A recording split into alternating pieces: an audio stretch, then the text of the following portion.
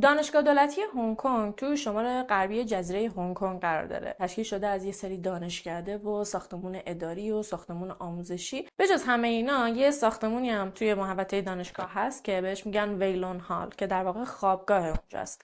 اونجا به جز دانشجوهای دانشگاه یه سری از اساتید هم ساکن هستن که خیلیاشون با خانواده هاشون اومدن اونجا دارن زندگی میکنن. البته دانشجو توی واحدهای یه خوابه و نهایتاً دو خوابه میتونن زندگی کنن، اما اساتید معمولاً یه طبقه رو کامل در اختیار خودشون دارن. توی یکی از این طبقه ها، یعنی طبقه 15، خانواده چونگ ساکن بودن. خانواده‌ای که امروز قرار خیلی دربارشون صحبت بکنیم.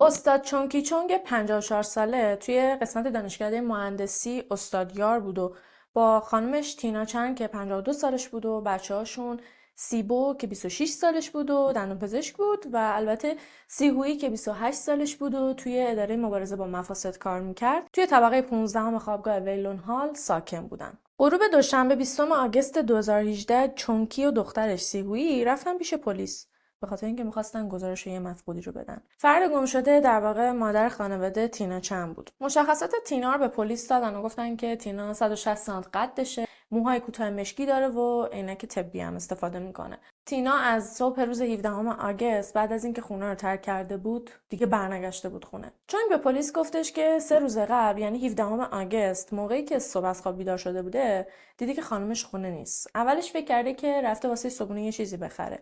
ولی خب وقتی که چند ساعت گذشته و زنش برنگشته خونه واقعا دیگه نگران شده بوده. چون میره خونه رو میگرده و متوجه میشه که همسرش پاسپورتش رو با خودش نبرده.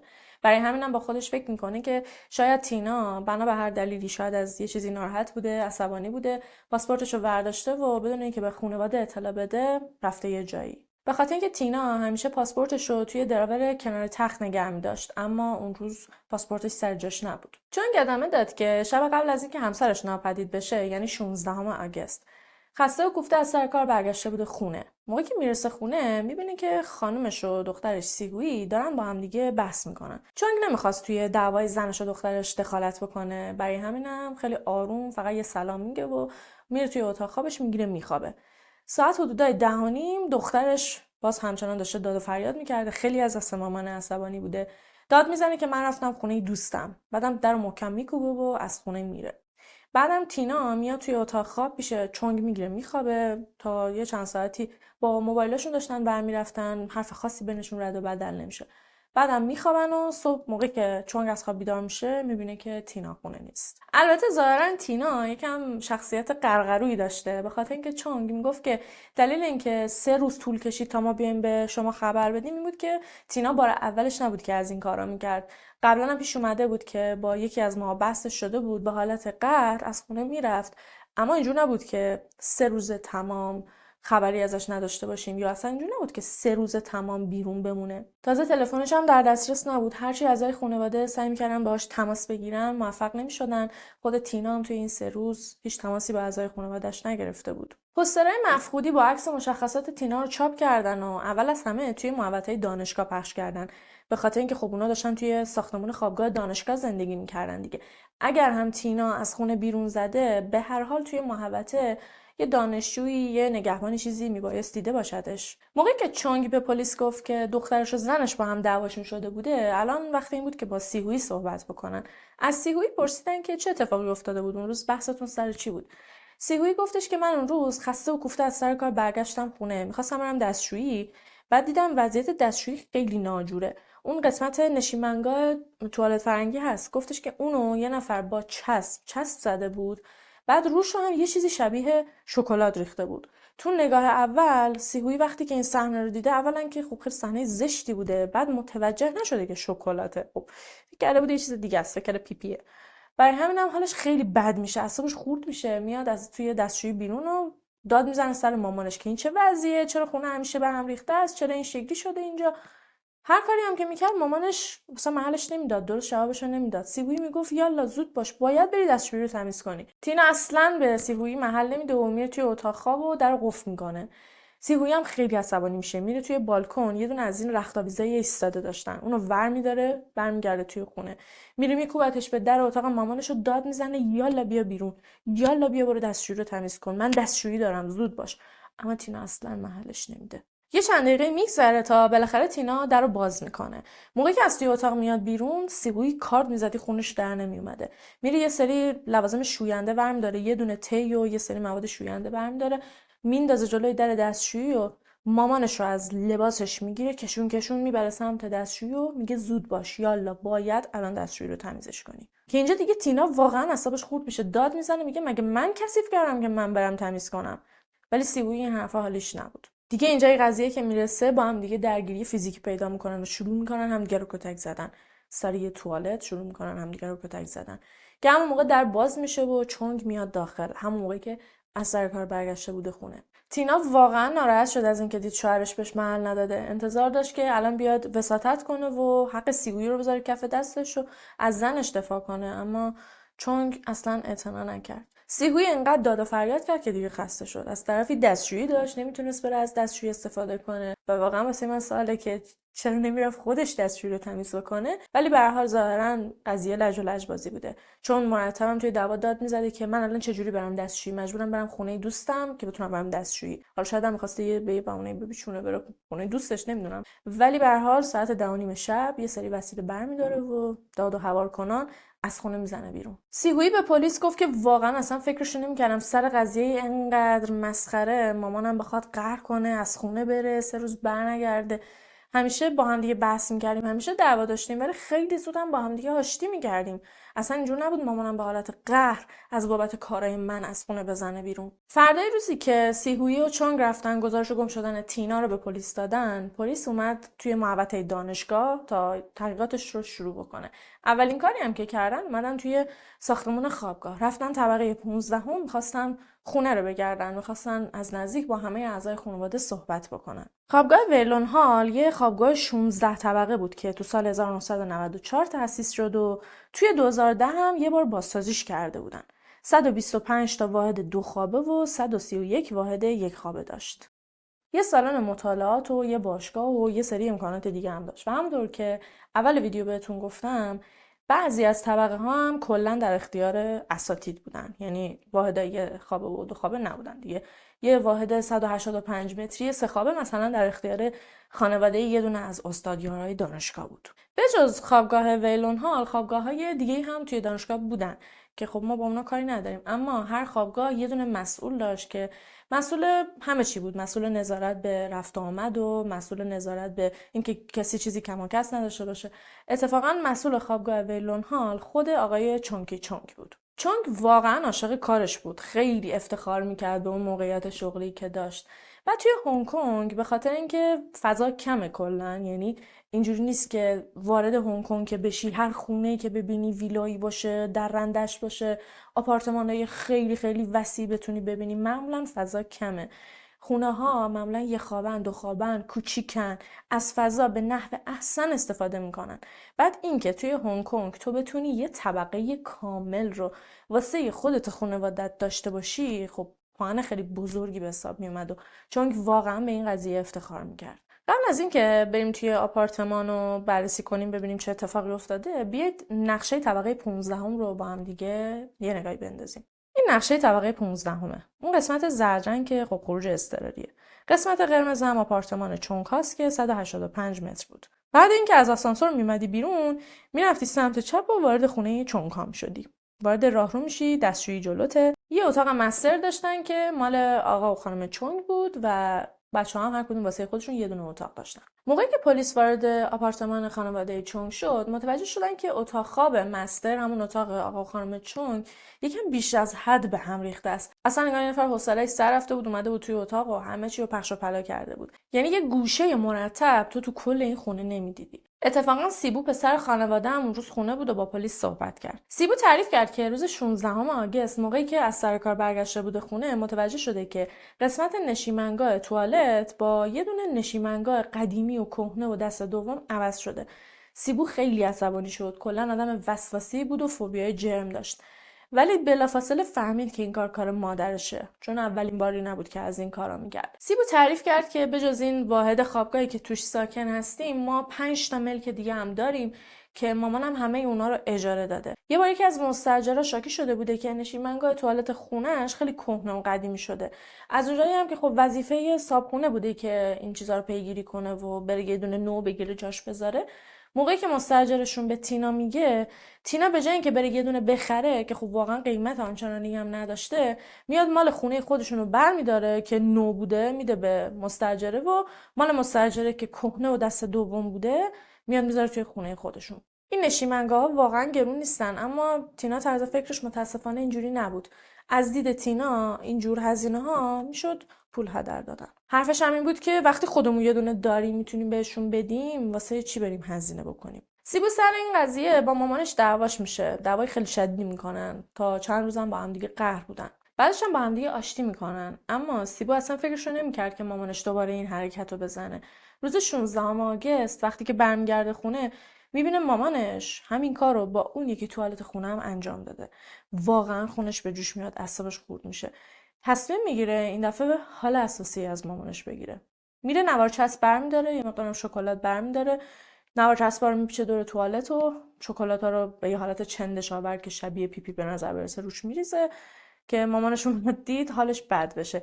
یعنی یه جورایی میخواست به مامانش بفهمونه که این چیزی که تو برداشتی آوردی توی خونه به همون اندازه چندشناکه که این صحنه‌ای که داری میبینی. بعد از انتقام سختی که میگیره، میره توی اتاقش، دراز میکشه، هدفون میذاره و شروع میکنه پلی استیشن بازی کردن. یعنی در واقع سیبو خونه بوده، توی اتاقش بوده، اما سیبویی وقتی که از سر کار میاد متوجه نمیشه که برادرش خونه است. برای همینم اون اتفاقی که توی توالت افتاده بود و انداخت گردن مامانش. سیبو هم دیگه نمیدونست بعد از اون اتفاق چی شده، کل مدت توی اتاقش بود و بعدم گرفت خوابید. سیبو که داشت اینا رو واسه پلیس تعریف میکرد، سیبویی جفتش نشسته بود. تازه اون موقع بود که فهمید چه اتفاقی افتاده، همه اینا زیر سر داداشش بوده. واقعا احساس عذاب وجدان کرد. با خودش فکر کرد که چرا با مامانشون رفتار کرده، چرا الکی به مامانش تهمت زده. بعدم توی ذهنش همش داشت به این فکر میکرد که من باعث شدم مامانم قرار کنه از خونه بره. از اونجایی که آقای چون گفته بود که احتمالاً تینا صبح روز 17 خونه رو ترک کرده، رفتن و فیلمای دوربینای مداربسته رو چک کردن. یعنی اون تایمی که حدوداً حدس می‌زدن تینا از خونه بیرون زده، فیلمای مربوط به اون موقع رو چک کردن. که اتفاقا توی فیلم‌ها می‌بینن که یه خانمی که خیلی خیلی شبیه تینا از اونجا رد میشه، از ساختمون میره بیرون. وقتی این فیلم‌ها رو به آقای چونگ و پسرش سیبو نشون میدن، جفتشون تایید میکنن که اون زنی که توی فیلم‌هاست در واقع خود تیناه. تینا چند تو سال 1966 توی هنگ کنگ به دنیا آمد. بزرگترین بچه از 3 تا بچه خانواده بود و یه دونه خواهر و یه دونه برادر داشت. موقعی که کوچیک بود با مامانش میره انگلستان. تو سال 1987 هم با آقای چونگ اونجا آشنا میشه. آقای چونگ اونجا دانشجو بوده. بعدم عاشق میشن، ازدواج میکنن. تو سال 1990 سیهویی به دنیا میاد. همزمان هم آقای چونگ مدرک دکتراش رو میگیره. بعد برمیگردن هنگ کنگ، اونجا هم پسرشون سیبو به دنیا میاد. بعدش هم چونگ توی دانشگاه استخدام میشه با حقوق سالیانه $1,000,000 هنگ کنگ معادل $128,000 آمریکا که واقعا توی زمان خودش مبلغ خوبی بوده. البته سال به سال خب حقوقش بیشتر و بیشتر شده. بعدش هم واحد خوابگاهی رو بهشون میدن. یعنی اینا از زمانی که سیبو کوچیک بوده توی اون خونه بودن. توی تمام این سالا 1 ریال هم کرایه خونه ندادن و زندگی تقریبا میشه گفت مرفهی داشتن. تینا خانه‌دار بود و سر کار نمیرفت، توی خونه مونده بود و از بچه‌ها نگهداری میکرد. اما خب علاقه خیلی زیادی به بازار ارز و بازار سهام داشت. توی اوقات فراغتش میرفت درباره بازار سهام تحقیق میکرد، کتاب میخوند، خیلی هم پیگیر بود. واقعا علاقه‌مند بود به اینکه یادش بگیره، دوست داشت سرمایه گذاری بکنه، دوست داشت یه حرکت خیلی بزرگ واسه زندگیشون بزنه. از سال 1994 تا سال 2012 تینا موفق شد که 5 تا ملک بخره، توی 5 تا ملک سرمایه گذاری کنه. البته نه اینکه خودش پولش رو بده ها، پول همه این ملکا رو خب آقای چونگ میداد، اما تینا به خاطر اینکه خیلی تحقیق کرده بود تونست مثلا 5 تا از گلای منطقه، 5 تا از ملکای خیلی خوب منطقه رو شناسایی بکنه. ارزش این 5 تا ملک هم یه چیزی هولوش $7,000,000 آمریکا بود. تینا هر 5 تا ملک رو خیلی خوب و ترتمیز بازسازی کرد، همشون رو هم اجاره داد. تمام اینا رو چون واسه پلیس تعریف کرد. گفتش که واقعا ناراحتم از اینکه همسرم الان گم شده. زن من خیلی مهربون بود، زندگی ما رو اون جمع جور کرده بود، اما خب احساس میکنم، یعنی یه حسی بهم میگه که تینا الان رفته انگلستان پیش خانواده‌اش. فکر میکنم از دعوای اون روز، دعوا با سیبو، دعوا با سیگویی، انقدر فشار بهش وارد شده که بدون اینکه بهمون خبر بده رفته اونجا. به خاطر اینکه قبلا چند بار این اتفاق افتاده بود که بحث و جدل داشتن، تینا میرفت انگلستان اما خبر میداد، بی خبر هیچ وقت نرفته بود. پلیس فوراً با خانواده تینا توی انگلستان تماس گرفت، اما اونا گفتن که اصلا ازش خبر ندارن. اتفاقا اونا هم نگرانش بودن، گفتن نه تنها تینا اونجا نیومده، بلکه اصلا توی این مدت تماسای ما رو هم جواب نداده، اصلا نتونستیم باهاش ارتباط بگیریم. بعد از اینکه هم استعلام گرفتن متوجه شدن که اصلا کلا تینا از کشور خارج نشده، یا اگر هم شده حداقل به صورت قانونی خارج نشده. تینا یه خواهر کوچیک‌تر از خودش داشت که اسمش چن هویکسیان بود. در واقع اسم و فامیله اینا برعکس دیگه، یعنی کسی که اسمش تینا چنه میشه چن تینا، بعد اینم چن هویکسیان بوده یعنی اسمش هویکسیان بوده. واقعا مثلا سخته بخوام بگم هویکسیان، ترجیح میدم چن صداش کنم. یه خواهر کوچیک‌تر داشت به اسم چن که چن ساکن انگلستان بود، اما هنگ کنگ رو خیلی دوست داشت و بعضی وقتا میومد هنگ کنگ سر میزد. چن خودش با پلیس تماس گرفت و بهشون گفت که چند وقت پیش اومده بوده هنگ کنگ به خواهرش اینا سر بزنه، اما خب نزدیکای ساختمون دانشگاه یه هتل گرفته بوده، یه اتاق توی هتل گرفته بوده، بعضی شبا میومده و خونه خواهرش میمونده. تو اون مدتی که چن اومده بوده هنگ کنگ، دوتا خواهرها یه سره داشتن میرفتن پاساژگردی و خرید و آرایشگاه و خیلی داشتن با هم دیگه خوش میگذروندن، تا اینکه صبح روز 16 آگوست تینا و چن توی خیابون بودن که چششون به اعلامیه یه بانکی میفته. یه بنر بزرگ زده بودن که اگه امروز بیاید توی بانک ما حساب باز کنید تسهیلات ویژه‌ای بهتون تعلق میگیره. یعنی اگه به فرض مثال یه سپرده‌ای توی روزای عادی بذاری، مثلا $100 ماهیانه بهت بده، الان بیاین حساب باز کنید ماهیانه $200 بهتون میدیم. یه جور بازارگرمی بوده واسه اینکه مشتری جذب کنن و تعداد زیادی بیان اونجا حساب باز کنن، که اتفاقا اونجا خیلی هم شلوغ بوده. تقریبا میشه گفت یه صفی اونجا بوده. تینا و خواهرش هم از جایی که خب عاشق پول و عاشق سرمایه گذاری و اینجور چیزا بودن، تصمیم میگیرن که برن توی اون بانک و حساب باز کنن. خواهر تینا به کارمند بانک گفتش که من میخوام یه حساب اینجا باز کنم و مبلغ معادل $510,000 آمریکا رو به صورت سپرده توی بانک شما بذارم. همونطور که کارمند بانک داشت درباره نرخ سوددهی و تسهیلات بانک و اینجور چیزا با چن صحبت میکرد، تینا هم داشت گوش میکرد و خیلی مشتاق شد. تصمیم گرفت که خودش هم یه دونه حساب باز کنه. بعد به کارمند بانک گفتش که اگه منم حساب باز کنم، مثلا بیام $255,000 دیگه رو هم به اضافه $510,000 خواهرم توی بانک شما بذارم، سودش چجوری میشه؟ که کارمند بانک یه پیشنهاد خیلی خوب بهش میده. میگه که خب شما دوتا خواهر میخواید بیاید سرمایه گذاری کنید دیگه، از نظر من بیاید یه حساب خانوادگی بزرگ اینجا افتتاح کنید، یه حساب چند نفره، مثلا شما، خواهرت، بچه‌هات، همسرت، یه از این حسابای خیلی بزرگ، پول خیلی بزرگی هم توش بذارید، اون موقع سودتون فلان مبلغ میشه. تینا هم واقعا خوشش میاد از اون عددی که میشنوه. اما خب از اونجایی که میبایست همسرش آقای چونگ هم میومد و امضا میداد، تینا با آقای چونگ تماس میگیره. آقای چونگ توی دانشگاه بود، سرش خیلی شلوغ بود. تینا باشه تلفن خیلی تند و سریع، بدون اینکه اصلا آقای چونگ متوجه بشه منظور تینا چیه، براش توضیح میده که ببین الان یه نفر میاد اونجا یه سری برگه بهت میده، سریع امضا کن. آقای چونگ میگه خب اینا برگه های چی ان؟ تینا میگه همین که گفتم، فقط امضا کن، و گوشی رو سریع قطع میکنه. بانک یه نفر میفرسته در دانشگاه که کاغذا رو بده آقای چونگ امضا بکنه، ولی خب مامورشون برمیگرده بانک و میگه که آقای چونگ برگه ها رو امضا نکرد. کارمند بانک هم بهشون میگه که خب تا زمانی که اون آقا امضا نکنه من نمیتونم یه حساب بزرگ خانوادگی برای شما باز کنم. تینا هم اعصابش خورد میشه اون لحظه، یکم احساس خجالت کرده بود حقیقتا. میگه که اصلا بانکتون واسه خودتون، بعدم رو میکنه سمت خواهرش و میگه که اصلا ببینیم یه بانک دیگه حساب باز کنیم. چند توی بانک دومی حسابشو باز میکنه، اما چکی که حاوی اون مبلغ $510,000 خودش بوده ظاهرا یه مشکلی داشته که نمیتونستن وصولش بکنن. بهش میگن که چکتون مشکل داره، برید درستش کنید و دوباره بیاید، که خب چه نمیتونسته این کارو بکنه دیگه، چکی که داشته مال همون بانک انگلستان بوده، نمیتونسته این کارو انجام بده. تینا بهش میگه که اصلا نگران نباش، من الان زنگ میزنم به چونگ، این مبلغ رو به عنوان قرض ازش میگیرم واسط، بعدن که تو رسیدی اونجا واسه ما بفرستش. تینا با آقای چونگ تماس گرفت و بهش خیلی تون گفتش که آره انقدر پوله و انقدر پول لازم داریم، و آقای چونگ هم گفت من همچین پولی ندارم بخوام بدم. خلاصه پشت تلفن کلی بحث کردن و آخر سرم تینا با عصبانیت تلفن رو قطع کرد. چن تو ادامه حرفاش به پلیس گفتش که به خاطر اینکه نتونستیم توی 2 بانک حسابی که می‌خواستیم رو باز کنیم، خواهرم خیلی عصبانی شد. از اونجا رفتیم سمت خونه، ولی توی مسیر یک کلمه هم حرف نمیزد. خیلی اعصابش خورد بود. خیلی سعی کردم آرومش کنم، اما خب فایده نداشت. پلیس درباره این اتفاقا با چونگ صحبت کرد. آقای چونگ گفتش که اون روز من سرم خیلی شلوغ بود، خیلی کار داشتم.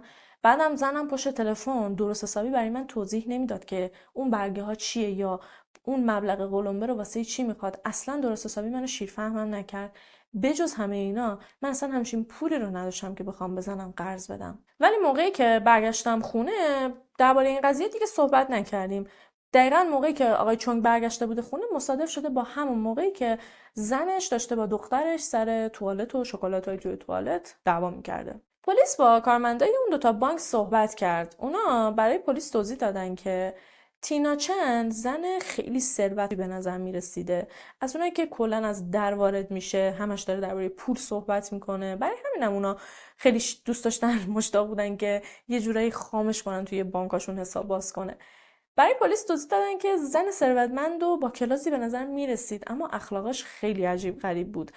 همش دوست داشت به همه دستور بده. پشت تلفن خیلی با همسرش بد صحبت میکرد. لحنش هم دستوری بود. اما اون کارمندی که رفته بود از آقای چونگ امضاها رو بگیره میگفت که درسته آقای چونگ کاغذها رو امضا نکرد. از منم محترمانه خواهش کرد که از اونجا برم. اما نه بیادبی کرد نه صداشو بلند کرد. آقای فوق‌العاده محترم و مؤدبی بود. برعکس خانومش. 22 آگوست رسید و پلیس واسه تحقیقات مجدد رفتن به خوابگاه دانشگاه. اما موقعی که رسیدن توی محوطه صحنه خیلی عجیبی رو دیدن که آقای چونگ یه دونه چرخ دستی گرفته دستش داره هولش میده میاد توی محوطه. اولش صداش کردن ولی حالا یا نشنید یا خودشو زد به اون را، جوابشون رو نداد. وقتی که دقت کردن دیدن که روی اون چرخ دستیه یه سری خرت و پرته. یه دونه مایکروویو بود، یه دونه جعبه چوبی بزرگ بود با یه سری وسیله خرده‌ریز. ماشین رو پارک کردن و رفتن سمت آقای چونگ. آقای چونگ تا دیدشون ایستاد. باهاشون سلام احوالپرسی کرد و ازشون پرسید که خبری از زنم دارید یا نه. بهش گفتن که نه خبری نداریم. بعدش گفتن که این چیه داری با خودت میبری؟ گفتش که اینا یه سری وسیله دست دومه. یه سری دانشجوی جدید اومدن توی خوابگاه، از اونجایی هم که خب من مسئول خوابگاهم دارم واسهشون وسیله میبرم.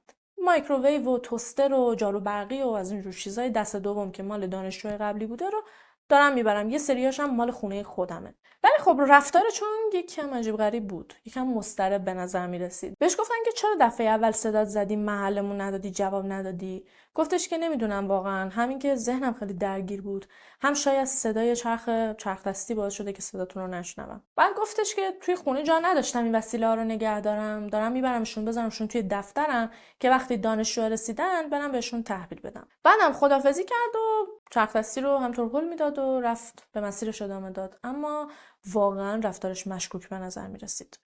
پلیس احساس میکرد که آقای چونگ داره یه چیزی رو مخفی میکنه، اما نمیدونستن چی. رفتن بالا، در آپارتمانش رو زدن. چن خواهر تینا اتفاقا اونجا بود، در رو براشون باز کرد. چن گفت غروب 16 آگوست من خونه خواهرم بودم، یعنی لحظه‌ای که با دخترش سر توالت دعواشون شد من اونجا بودم.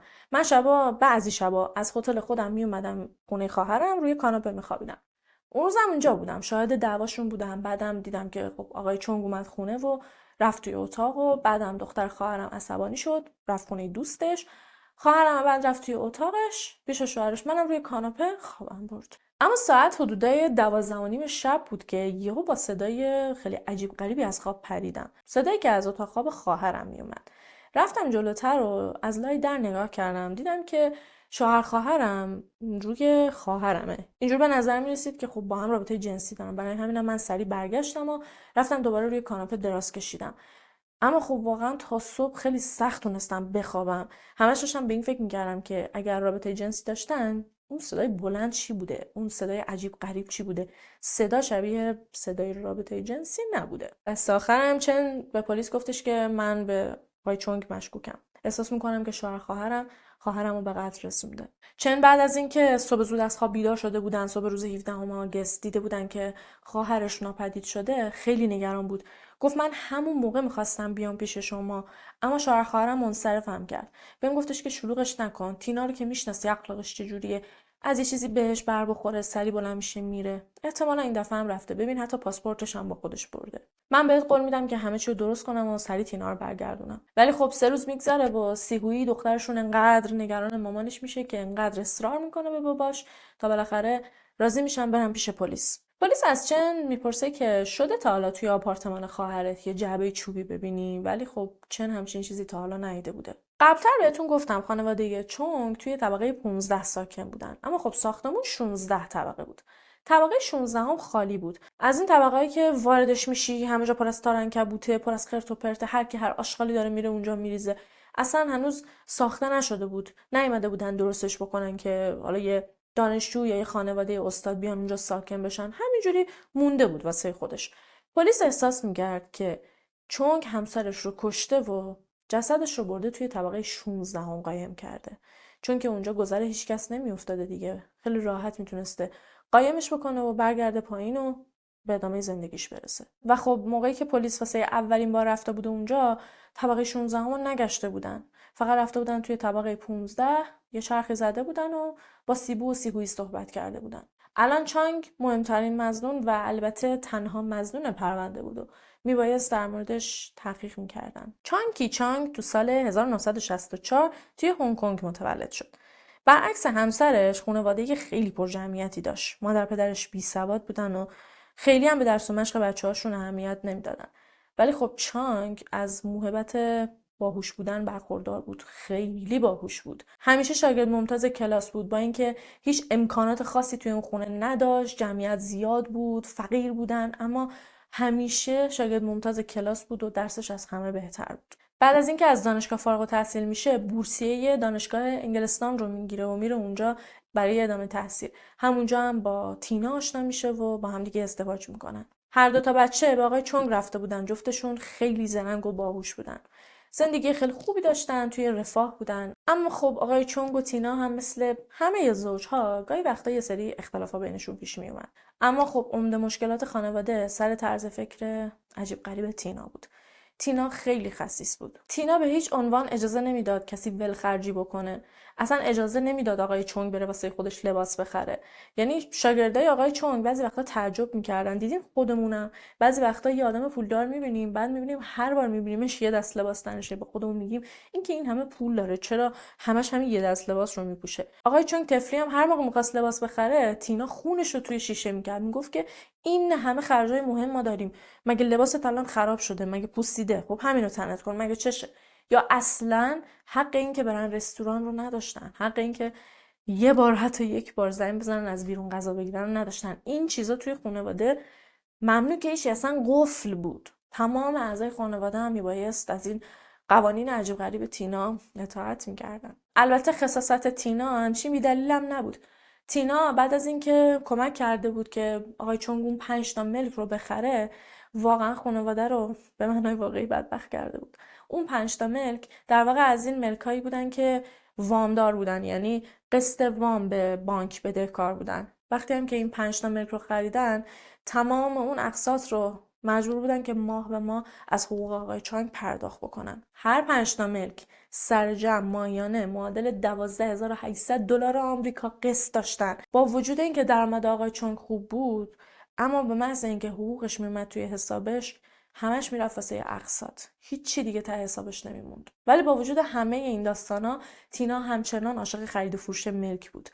به محض اینکه یه وقت خالی پیدا میکرد، سریع میرفت توی اینترنت میگشت ببینه چه ملکی رو گذاشتن واسه فروش، کدوم ملکا رو زیر قیمت میدن، کدومشون وام دارن، تا به قول خودش یه ملک خوبو بتونه شکار بکنه. این 5 تا ملک رو که خریدن، بعد از خریدشون قیمتشون به طرز خیلی فضایی رفت بالا. برای همینم تینا خیلی احساس غرور میکرد. هر جا میشست پوز میداد که من انقدر زرنگ بودم، انقدر بلد بودم که تونستم 5 تا ملک بخرم. اما خب این پوز و این غرور واقعا به هیچ دردی نمیخورد، به خاطر اینکه با وجود اینکه قیمت این ملکا رفته بود بالا، اما همونطور که گفتم همشون قسطای خیلی خیلی سنگینی داشتن. دیگه به یه جایی رسیدن که تصمیم گرفتن واسه کم کردن این فشارهای مالی هر 5 تا ملک رو اجاره بدن. همونطور که گفتم تینا بازسازیشون کرد، اجارهشون دادن. خب اجارهشون میگرفتن، حقوق آقای چونگ هم بود، قسطا رو پرداخت میکردن، باز هم یه پولی میموند، اما همچنان محکوم بودن به اینکه صرفه‌جویی کنن و از یه سری خواسته‌هاشون بگذرن. یه نمونه بارزش هم میشه گفت همون نشیمنگاه توالت که تینا معتقد بود به جای اینکه بریم یه دونه بخریم میتونیم خودمون کهنه رو استفاده کنیم و نونه رو بدیم به مستاجرمون. تینا از اونجایی که خب خیلی به خودش میبالید و معتقد بود خیلی آدم خفنیه، همین که خیلی باهوشه، هم این که تونسته دوتا بچه مثل دسته گل تربیت بکنه، با خودش فکر کرد که خب چرا نرم بچهای مردم رو تربیت کنم، اینجوری یه پولی هم گیرم میاد. برای همینم آگهی گذاشت، آگهی نگهداری از بچه‌ها رو.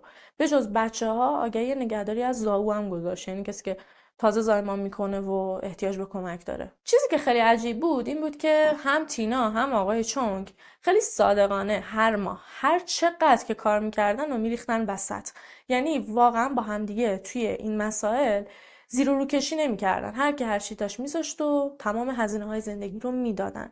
تقریبا میشه گفت یه جور رفاقتی بینشون بود. اما الان سوال اینجا بود که اگر واقعا اینجوری بودن، خب دلیل این اتفاقات چی بود؟ آیا آقای چونگ میتونسته همسرش رو کشته باشه؟ اصلا دلیلش چی بوده؟ چرا واقعا باید این کارو میکرده وقتی با وجود یه سری سختی های کوچیک کوچیک اینقدر صادقانه داشتن پا به پای هم میرفتن جلو زندگی رو میساختن؟ 24 آگوست پلیس دوباره برگشت به ساختمون خوابگاه. این دفعه میخواستن خیلی سفت و سخت‌تر بررسی بکنن. رفتن دوباره فیلم‌های دوربینای مداربسته چند روز قبل‌تر و چند روز بعد مفقودی تینا رو از اول همه رو نشستن چک کردن. ولی هرچی بیشتر نگاه می‌کردن بیشتر متوجه می‌شدن که اون زنی که توی فیلم‌ها دیده بودن شبیه تینا بوده، ولی الزاماً خود تینا نبوده. واسهشون عجیب بود که چرا سیبو و پدرش با اطمینان گفته بودن که این تیناست. الان که فهمیده بودن اون زن تینا نیست، پس مطمئن شدن که تینا هر جا هست توی خود ساختمون دانشگاه است. اما خب میبایست درباره ادعای سیبو و پدرش باشون صحبت میکردن. با جفتشون صحبت کردن، بهشون گفتن که ما فهمیدیم که این خانم تینا نیست. آقای چونگ وقتی که دوباره باهاش صحبت کردن باز هم با اطمینان گفتش که نه این زن منه، من مطمئنم که این تیناست. اما وقتی که با سیبو صحبت کردن گفتش که اون روز حقیقتا وقتی که یه نگاه سرسری انداختم احساس کردم مادرمه، اما الان که دارم با دقت نگاه میکنم میبینم خیلی شبیه مادرمه. اما خب مادرم نیست. ولی واقعا من قصدم فریب دادن پلیس یا دروغ گفتن نبوده. پلیس دوباره رفت آپارتمان آقای چونگ رو بررسی کرد. این بار متوجه شدن که اون مایکروویوی که روی چرخ دستی دیده بودن و اون روز آقای چونگ داشته با خودش میبرده یه گوشه خونه افتاده. واسهشون خیلی عجیب بود. آقای چونگ گفته بود که این وسیله ها رو من دارم میبرم واسه دانشجو، اما الان توی خونهش بود. ازش پرسیدن که این مایکروویو رو اون روز مگه نبردی واسه دانشجو؟ گفتش که یه سری از وسیله ها رو بهشون دادم، اما به این مایکروویو کسی احتیاج پیدا نکرد، برای همینم من برش گردوندم خونه. از آقای چون خواستن که ببرتشون به ساختمون دانشگاه دفتر کارش رو بهشون نشون بده. دفتر کارش توی طبقه 7 بود. اون ساختمون تا ساختمون خوابگاه یه چیزی هولوش 1.5 متر فاصله داشت. به محض اینکه رسیدن اونجا و آقای چون در دفتر کارش رو باز کرد و رفتن داخل، اولین چیزی که واقعا توی ذوق میزد شلختگی اونجا بود. اونجا انقدر به هم ریخته بود که یکی از افسرهای پلیس بهش گفتش که تو چجوری اینجا کار میکنی؟ اینجا دفتر کارته؟ مطمئن اینجا دفتر کارته؟ اینجا بیشتر شبیه انباریه. از آقای چونگ سراغ اون جعبه چوبی رو گرفتن. گفتش که اون جعبه چوبی من توش یه سری وسیله الکتریکی گذاشته بودم واسه دانشجوها که می‌خواستن توی مسابقه رباتیک شرکت بکنن. اما خب اگر یادتون باشه آقای چونگ قبلتر گفته بود توی اون جعبه و روی اون جعبه البته وسیله هایی است که مربوط میشه به وسیله های خونه، وسیله هایی که میخواست واسه اتاقای دانشجوها ببره. ولی الان داشت میگفت که توی اون جعبه ها یه سری وسیله الکتریکی واسه مسابقات رباتیک بوده. رفتارهای آقای چونگ واقعا مشکوک بود. روز 25 آگوست با خودشون بردنش اداره پلیس. اونجا باهاش حسابی صحبت کردن. ولی خب آقای چونگ همچنان اصرار داشت که همسرش رفته یه وری و خیلی زود برمیگرده. از اونجایی که هیچ مدرکی عملیش نداشتن مجبور شدن بهش اجازه بدن که بره. روز بعد پلیس دوباره برگشت به خوابگاه. رفتن توی اتاق آقا خانم چونگ رو وجب به وجب گشتن. هیچی پیدا نکردن. با وجود اینکه چیزی پیدا نکردن ولی خب چشمشون با آقای چونگ بود. کنار در ورودی اتاق وایساده بود و خیلی مضطرب داشت ناخناشو میجوید و به نیروهای پلیس نگاه میکرد که یهو رفت توی بالکن. همه حواسشون بهش بود به خاطر اینکه کلا بهش مشکوک بودن. آقای چونگ رفت توی بالکن، رفت کنار نرده ها وایساد. یه جوری وایساده بود که انگار میخواست خودش رو از اون بالا بندازه پایین. برای همینم نیروهای پلیس خیلی سریع رفتن و گرفتنش. چان گفت گم شدن زنش واقعا حالش رو بد کرده، استرسش خیلی زیاده، حالش اصلا خوب نیست. اون لحظه که کنار نرده‌های بالکن ایستاده بوده واقعا به هیچی فکر نمی‌کرد و فقط دوست داشته خودش رو از اونجا بندازه پایین. پلیسا موقع رفتن از بچه‌های آقای چونگ خواستن که مواظب پدرشون باشن. فردای اون روز دوباره اومدن دنبالش و بردنش ساختمون دانشگاه. بردنش سمت دفتر کارش. از فاصله خوابگاه تا ساختمون دانشگاه وقتی که پیاده داشتن میرفتن متوجه شدن که آقای چونگ انگار داره به یه نفر SMS میده. همینطوری هم که راه میرفت داشت نفسای خیلی سنگین و عجیب غریب میکشید. پیشونیش هم همینجور داشت عرق میکرد. به محض اینکه رسیدن به در دفترش اولین چیزی که توجهشون رو جلب کرد بوی خیلی بدی بود که اونجا پیچیده بود. توی اون بازار شام و اون آشفتگی هم چندین ساعت زمان برد تا بتونن خوب دفترش رو بگردن. وسطای گشتن بودن که سیگویی یهو باشون تماس گرفت. گفتش که بابام همین الان توی گروه خانوادگیمون یه پیام خیلی عجیب گذاشته. نوشته من دیگه خسته شدم. میخوام دیگه همه چی رو تمومش بکنم. به محض اینکه سیگویی اینو گفت از آقای چونگ خواستن که موبایلش رو تحویل بده. ولی خب نمیداد. ممانعت میکرد. یهو شروع کرد به داد و فریاد کردن. گفت یعنی این چه وضعیه؟ الان شما به من شک دارید؟ به جای اینکه به من کمک کنید زنمو پیدا کنم، به من شک کردید. آقای چونگ مرد خیلی آرومی بود. خیلی هم مؤدب بود. حداقل طبق گفته‌های بقیه. وقتی که این رفتار رو ازش دیدن، فهمیدن که واقعا تحت فشار گذاشتنش. میترسیدن یه وقت حالش بد بشه. برای همینم وقتی که دیدن عصبانیه، سعی کردن که آرومش کنن. یکم بعد وقتی که آرومتر شد، بابت اینکه عصبانی شده بود از همشون عذرخواهی کرد. ازش پرسیدن جعبه چوبی رو چیکار کردی؟ گفتش که وقتی که وسایل رو به دانشجوام تحویل دادم از اونجایی که خب جعبه کهنه بود خیلی هم به دردم نمیخورد تیکه تیکش کردم که بعدها با چوبش یه کار دیگه انجام بدم. اما خب اینجا نیست. بردمش گذاشتمش توی یه دفتر دیگه. بعد پلیسا رو برد توی یه دفتر کار دیگه که اتفاقا اونم توی طبقه هفتم بود. تخته‌های چوبی که اونجا بودن دقیقاً همونایی بودن که پلیسا اون روز به شکل یه جعبه درسته دیده بودن. یعنی خب آقای چون دروغ نمیگفت. تخته ها رو بررسی کردن، هیچی پیدا نکردن، ولی با وجود اینکه خودش اومده بود پلیسا رو آورده بود پیش تخته های چوبی، اما نمیتونستن حرفاشو باور بکنن. همچنان بهش شک داشتن و احساس میکردن که خودش یه بلایی سر زنش آورده. وقتی که دیدن چیزی پیدا نکردن، بهش گفتن که خب برو خونه، ما دوباره باهات تماس میگیریم. بعد از ظهر دوباره باهاش تماس گرفتن و ازش خواستن که بیا تا دوباره برن و دفترش رو بگردن. موقعی که دوباره رفتن توی طبقه هفتم ساختمون دانشگاه، این دفعه از در ورودی طبقه هفتم اون بوی بد به مشام میرسید. از آقای چونگ پرسیدن که این بوی چیه؟ واقعا بو آزاردهنده بود. آقای چونگ هم گفتش که حقیقتا بعضی وقتا موش میاد توی ساختمون. خب سمپاشی میکنن، بعضی از موشا گوشه گوشه ساختمون میمیرن، احتمالاً بوی موشای مرده است. اون لحظه که این حرفو زد دیگه واقعا پلیسا عصبانی شده بودن. بهش گفتن که تو داری به شعور ما توهین میکنی. یالا بهمون بگو چیکار کردی؟ خودت زنتو کشتی درسته؟ خودت هم جسدشو قایم کردی درسته؟ آقای چونگ سکوت کرد، سرش انداخت پایین و همینجور فقط داشت عرق میکرد. دفتر کارشو حسابی گشتن. حتی کفپوشای کف اتاق کندن تا بالاخره یه جعبه چوبی زیر میزش پیدا کردن.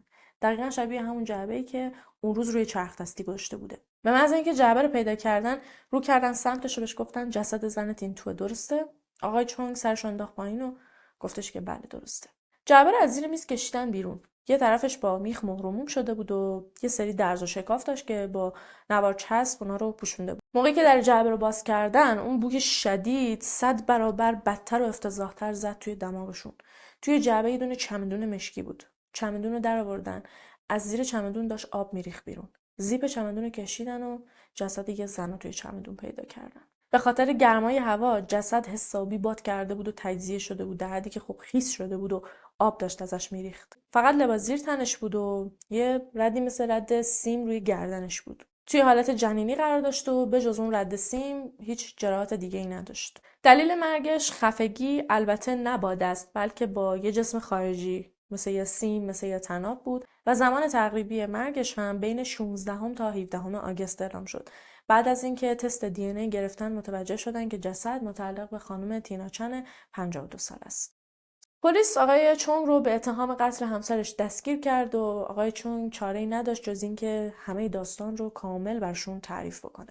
یه سری از جزئیاتی که الان میخوام بهتون بگم قبلتر شنیدید و به گوشتون آشناست، اما به خاطر اینکه آقای چونگ نشسته از اول همه چی رو تعریف کرده ناچار مجبورم که دوباره اون جمله ها رو براتون تکرار بکنم.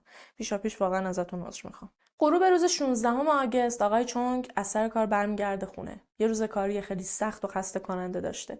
دید که زنش و دخترش دارن با هم دیگه سر توالت دعوا میکنن. این دعوا توی خونهشون چیز خیلی عادی بود. کلا تینا و بچه‌ها همیشه سر یه موضوعی با هم بحث داشتن. حتی خواهر زنش خانم چن هم اونجا بود و شاهد دعوا بود، اما خب دخالتی نکرده بود، یه گوشه وایساده بود. چون که مثل خواهر زنش دخالت نکرد. رفت توی اتاقش و دراز کشید روی تخت. خیلی خسته بود، اصلا حال و حوصله نداشت. فقط صدای نعره‌های دخترش رو میشنید که هی داشت داد میزد و فحش میداد و میگفت که یالا بیا توالت رو تمیز کن.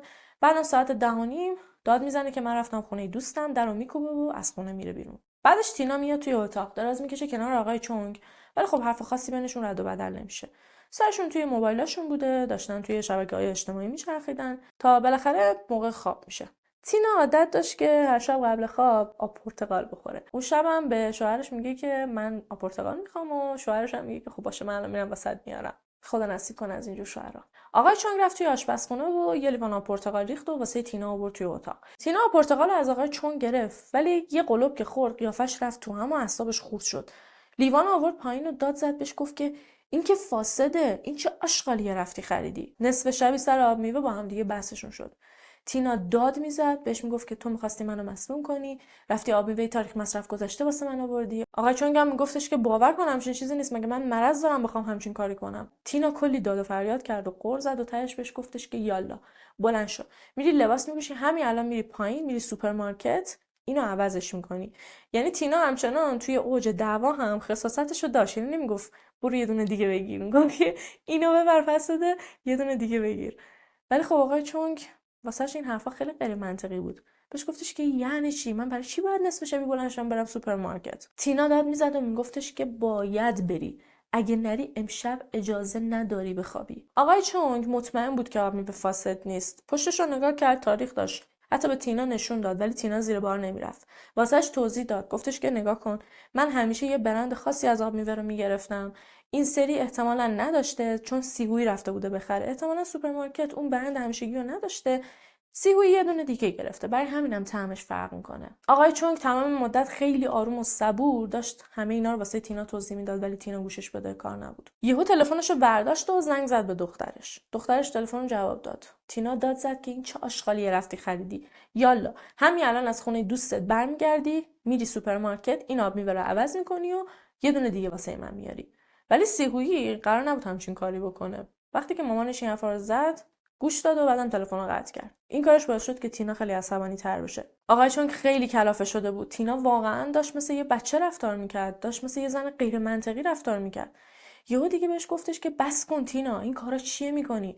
چرا الکی الان سر یه موضوع به این الکی داری اعصاب جفتمون رو به هم میریزی؟ یه نگاه به خودت بنداز، ببین چی کار کردی. دخترتو نصف شب از خونه فراری دادی، الانم داری سر یه آب میوه بی ارزش اینجوری سر من داد میزنی. تو واقعا زن بدبخت و رقت انگیزی هستی، حال آدمو به هم میزنی. تینا این حرفا رو که شنید، بهش گفتش که آها، اون وقت الان آدم بده من شدم؟ تو خیلی خوبی. تو اگه خوب بودی، اون موقعی که دخترت داشت سر من داد و هوار میکرد، میومدی وسط، حداقل از من دفاع میکردی. یه الف بچه داشت این همه به من توهین میکرد، حتی منو زد، منو کشون کشون از لباسم گرفت برد در دستشویی، میگفت یالا باید دستشویی رو تمیز کنی، ولی تو اینا رو دیدی و به روی خودت نیاوردی. باشه من مادر بد، تو به عنوان یه پدر نقشت تو این زندگی چیه؟ تو یه آدم بی مصرفی.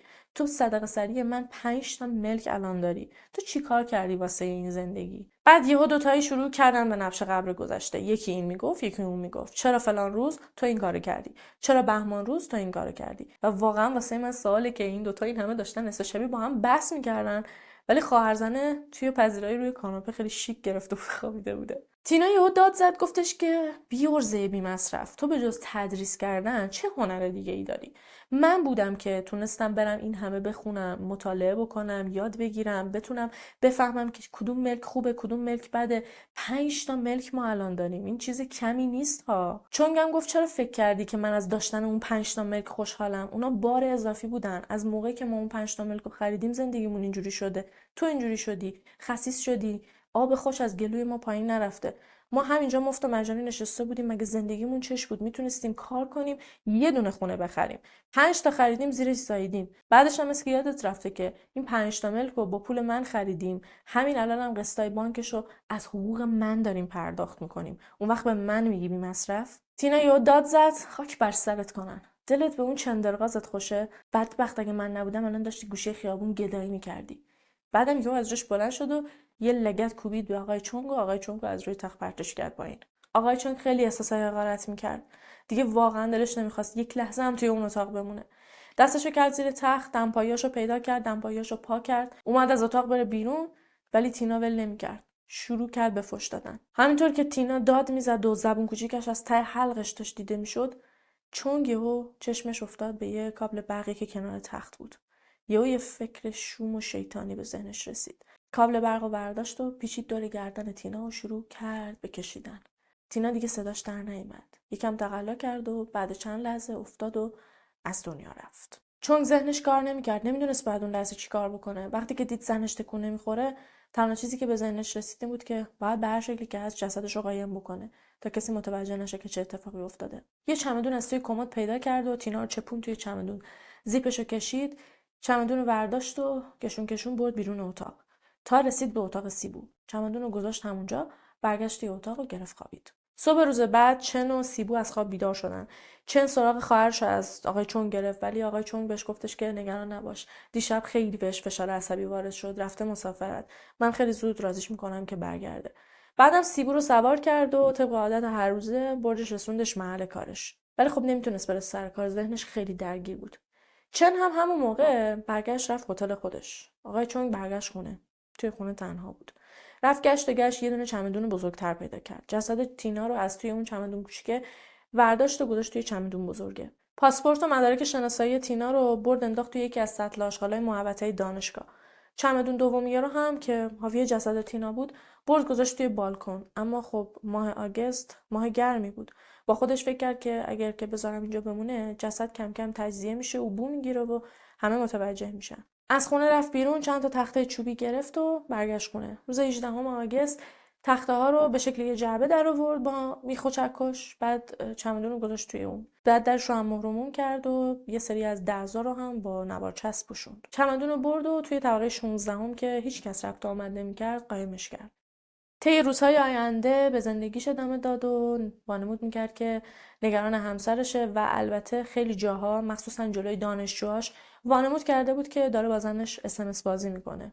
تا بالاخره 20 آگوست به خاطر اصرارهای خیلی زیاد دخترش مجبور شد که با دخترش بره اداره پلیس و گزارش مفقودی زنش رو بده. آقای چون خیلی خوش شانس بود به خاطر اینکه هم روز اول پلیسا نرفتن طبقه 16 رو بگردن و همین که اون روز وقتی که فیلمای دوربینای مداربسته رو نگاه کردن، یه زنی رو تو همون تایمی که اینا حدس می‌زدن تینا از خونه بیرون زده، توی فیلم‌ها دیدن که از در رفته بیرون. زنی که خیلی شبیه تینا بود. و واسه گمراه کردن پلیس بود که انقدر اصرار داشت که زنی که توی فیلمه در واقع همسرش تیناست. کم کم احساس کرد که طبقه 16 هم دیگه واسه نگه داشتن جسد زنش امن نیست. پس روز 22 آگوست رفت یه چرخدستی آورد، یه سری آشغال پاشغال روش ریخت، جعبه رو هم گذاشت اون وسط و داشت از ساختمون خارجش میکرد که خب همون روزی بود که پلیسا دیدنش. چون واقعا انتظار نداشت اون روز پلیس ببینتش. از اون موقع به بعدم خیلی احساس کرد که رفتاراش توی چشم پلیس مشکوکه. مطمئن بود که بهش شک دارن. برای همینم تصمیم گرفت که به هر شکلی که هست پلیس رو گمراه بکنه. رفت 6 تا تخت چوب دقیقاً عین همون 6 تایی که خریده بود و سرهم کرده بود خرید و توی دفتر کار دومیه گذاشت. میدونست پلیس بالاخره سراغ اون جعبه چوبی رو ازش میگیره که خب همینم شد. وقتی هم که اومدن سراغ جعبه رو ازش گرفتن، خب با خونسردی خیلی راحت بردشون توی دفتر کار دومیه و پلیس هم خب تا حدودی حرفاش رو پذیرفت و قبول کردن که این تخت چوبا هموناست. ولی خب اونا همون تخت چوبا نبودن. چون لابلای حرفاش مرتب میگفت که اصلا زندگیش اونجوری که از بیرون به نظر میرسه نبوده. همه فکر میکردن که اینا چقدر خوشبختن، چقدر زندگیشون خوبه. خب واقعیت هم همینه. از بیرون نگاه کنی یه استاد دانشگاه با همسرش و بچه‌هاش که بچه‌هاش هم آدمای موفقی بودن، دارن یه جا مفت و مجانی زندگی میکنن. فاصله محل کارش تا خونش 2 قدمه، بهترین جاه. 5 تا خونه دارن. تقریبا میشه گفت یه زندگی خیلی کامل و بی‌نقص. آقای چون میگفت اصلا اینجوری نبود. زن من خیلی زود جوش بود. سر هر چیز کوچیکی با هممون بحث میکرد. هم با من، هم با بچه‌هامون. کافی بود یه چیزی بخواد و فراهم نشه. داد میزد، فحش میداد، حتی بعضی وقتا درگیری فیزیکی بینشون پیش میومد. آقای چون میگفت زن من بارها و بارها منو سر عصبانیت خودش کتک زده. واسه یه مرد خیلی سنگینه که از زنش کتک بخوره. آقای چون گفتش که اگه بچه نداشتیم تا الان 100 دفعه طلاقش داده بودم. خبر قتل تینا به دست همسرش خیلی زود توی دانشگاه پیچید. مردم دو دسته بودن. یه سری میگفتن که این یه قتل از قبل برنامه‌ریزی شده است، که قتل خیلی خیلی از روی سنگدلی، ناعادلانه، یه مرد خیلی بد که به خاطر اون 5 تا ملک و ثروتی که میتونسته کامل به تصرف خودش در بیاره زده همسرش رو کشته. ولی خب یه سریای دیگه اصلا موافق این حرفا نبودن. میگفتن احتمالاً آب میوه واقعا مسموم بوده. تینا متوجه شده و وقتی که آقای چونگ دیده زنش فهمیده، به خاطر اینکه نقشش لو نره با کابل برق کشتتش. یه سری هم به سیبو مشکوک بودن. میگفتن که اولا چجوری اون شب آقای چونگ رفته چمدونو گذاشته جلوی در اتاق سیبو، اما سیبو اصلا نپرسیده که این چیه و بهش شک نکرده. دوما موقعی که داشتن فیلم‌های دوربینای مداربسته رو نشون میدادن، سیبو هم پا به پای باباش تایید کرد که این خانومی که توی فیلم‌های دوربینه در واقع مادرشه. خیلی‌ها میگفتن تینا و سیبو سر همون نشیمنگاه توالت با هم دعواشون شده، بعد سیبو مادرشو کشته و باباش الان داره واسهش گردن میگیره. ولی خب این حرفا واقعیت نداشت، به خاطر اینکه تینا و سیبو روز با هم درگیر شدن و همه شاهد بودن که تینا تا آخر شب حداقل زنده بوده. سیبو هم اصلا با مامانش درگیر نشده بوده، فقط رفته بوده توالت رو به هم ریخته. توی وسایل تینا 2 تا چک پیدا کردن به اضافه یه دونه اقرارنامه. این چک‌ها مبلغشون خیلی سنگین بود. یکیشون معادل $700,000 آمریکا بود، اون یکی هم معادل $800,000 آمریکا. توی اون اقرارنامه هم نوشته شده بود که آقای چونگ به همسرش $800,000 آمریکا بدهکاره و اگه موفق نشه توی موعد خودش بدهیش رو پرداخت بکنه، این مبلغ از $800,000 به $1,000,000 آمریکا افزایش پیدا میکنه. پلیس مظنون بود به اینکه آقای چونگ سر همین اقرارنامه و سر همین 2 تا چک همسرش رو به قتل رسونده. ولی خب آقای چونگ توضیحاتی داشت واسه خودش. گفتش که زن منو مجبورم کرد که این دست نوشته رو بهش بدم. این 2 تا چک رو هم مجبورم کرد که بنویسم. اون همیشه توی سر من میکوبید که تو آدم بی‌مصرفی هستی، تو یه آدم خرخونی که فقط تدریس کردن بلدی و این زندگی رو از صدقه سری من داری. یه جوری معتقد بود که میتونسته شوهر خیلی بهتری پیدا بکنه. برای همین هم بهش میگفته تو باید حق منو از این زندگی بدی و انقدر مجبورش کرده و توی گوشش خونده که این 2 تا چک و اون اقرارنامه رو ازش گرفته. چون کم که دیده نمیتونه اون مبلغ پولی که زنش ازش میخواد رو بهش بده، اون اقرارنامه رو مینویسه. 2 سال بعد دادگاه چونگ برگزار شد. دادگاه خیلی پیچیده‌ای نبود، اینجوری نبود که لازم باشه جزئیات خیلی زیادی گفته بشه. خیلی راحت گفتن که خب آقای چونگ همسرش رو کشته و بعدم جسدش رو تا مدت‌ها به صورت خیلی ناجوری قایم کرده. اون حالتی که توی چمدون گذاشته بودش و باعث شده بود جسد بو بگیره، خب تقریبا میشه گفت بی‌حرمتی کرده بوده به جسدش.